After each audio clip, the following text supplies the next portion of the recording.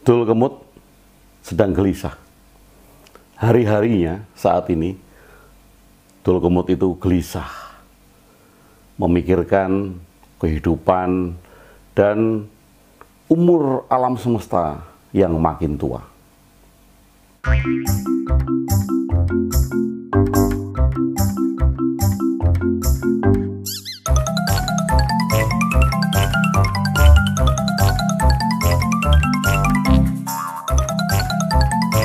Hari ini, Dul Kemut tidak tampak seperti biasanya. Dia mondar-mandir, kanan ke kiri, keluar rumah, masuk lagi, bikin minum, nggak diminum. Dia duduk, nggak nyaman, berdiri lagi. Bahkan kemudian dia berputar-putar kampung, nggak tentu arah, gelisah. Dul Kemut gelisah.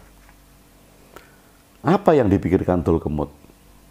Dul Kemut memikirkan kondisi umat manusia. Umur dari bumi yang makin tua. Dul Kemut khawatir manusia-manusia yang ada di bumi ini tidak menjadi semakin baik. Bahkan banyak sekali perselisihan, banyak sekali perang. Bahkan kemudian ada daerah-daerah yang dilanda bencana. Cemas, Dul Kemut makin cemas. Kemudian Dul Kemut juga makin resah.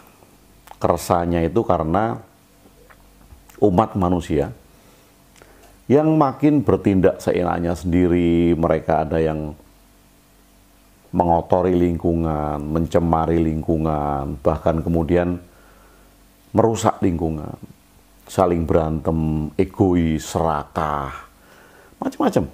Walaupun ada manusia yang baik, manusia yang kemudian menjaga lingkungan, tetapi kekhawatiran Dul Kemut ini semakin dalam karena berbagai macam ulah manusia. Dul Kemut melihat bahwa tentu saja Tuhan itu makin bingung. Kasihan Tuhan. Manusia yang ini pengen seperti ini, manusia yang ini pengen seperti ini. Ada manusia serakah yang selalu pengen kaya. Dia ikut seminar dan pelatihan attract money magnet kemana-mana. Hanya karena ingin kaya. Nah, Dul Kemut ini gelisah. Orang-orang pengen kaya, sementara kemiskinan masih ada. Kemudian keserakan yang ada pada diri manusia, yang kemudian menyelimuti ego manusia itu sendiri, tentu itu membuat Dul Kemut makin khawatir akan kondisi umat manusia di dunia ini. Karena itulah, hari itu Dul Kemut memikirkan tentang keadaan Tuhan, kondisi Tuhan. Tentu kasihan Tuhan, pikir Dul Kemut. Tuhan memikirkan manusia yang bermacam-macam. Ada yang baik, ada yang enggak. Ada yang menolong, ada yang merusak. Ada yang membantu, ada yang membenci, ada yang mencinta. Wah, macam-macam. Dan Dul Kemut makin cemas dengan kondisi Tuhan. Karena apa? Karena berbagai macam manusia yang diatur Tuhan dan manusia nggak sadar-sadar juga. Tentu ini merepotkan Tuhan bagi Dul Kemut. Ulah manusia yang bermacam-macam ini merepotkan Tuhan. Hari itu Dul Kemut merenung. Kemudian Dul Kemut membuat sebuah upaya. Tuhan, apa yang bisa aku bantu? Pikir Dul Kemut. Tentu kamu lelah, tentu kamu juga capek ngurusin manusia-manusia yang nggak berubah, yang ingin menang sendiri, yang ini pengen ini, yang ini pengen ini, yang macam-macam Tuhan. Tentu kamu ada batas toleransi, kata Dul Kemut.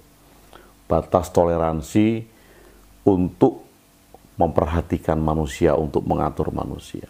Tuhan, apa yang bisa aku bantu? Supaya kamu gak capek, supaya kamu tetap semangat untuk mengatur manusia. Tulkemut semakin memikirkan itu dan akhirnya memang gak ada yang bisa dia bantu. Tidak ada yang bisa dia lakukan karena dia sendiri gak tahu Tuhan itu ada di mana. Kalau saja dia tahu Tuhan ada di mana, tentu dia sudah menemui Tuhan, menanyakan langsung apa yang bisa dibantu, dan tentu Tulkemut dengan senang hati akan membantu Tuhan. Tetapi karena Tulkemut tidak tahu Tuhan ada di mana, dia merasa cemas, khawatir akan kondisi Tuhan yang memperhatikan, menolong, mengatur manusia yang bermacam-macam. Akhirnya hari itu, satu hal yang bisa dilakukan Tulkemut, yaitu berdoa kepada Tuhan. Dan doa Tulkemut ini indah. Hari itu, Tulkemut berdoa demikian.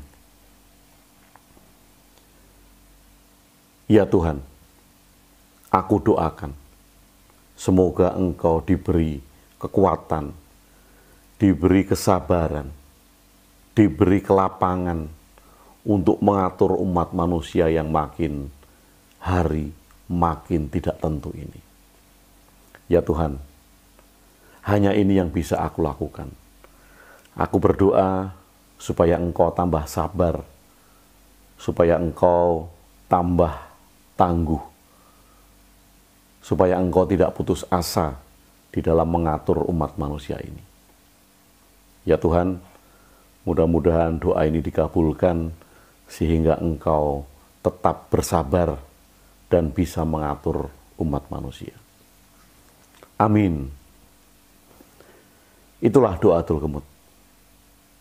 Dan Tulkemut merasa lebih enak karena dia sudah mendoakan Tuhan hari itu.